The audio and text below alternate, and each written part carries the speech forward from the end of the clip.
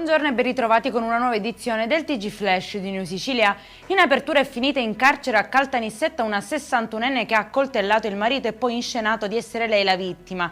Decisive le immagini di videosorveglianza e le testimonianze raccolte che hanno smontato la sua versione dei fatti.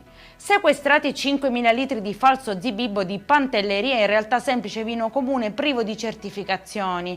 L'operazione ha smascherato una società tedesca che lo commercializzava in Italia e all'estero. Il titolare è stato denunciato con guadagni illeciti stimati in oltre 800.000 euro.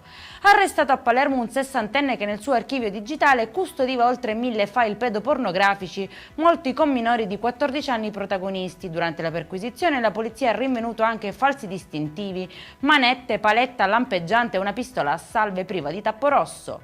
Riciclavano il denaro di una truffa ai danni di una commerciante di Leonforte, individuati i responsabili grazie a un'articolata indagine della polizia.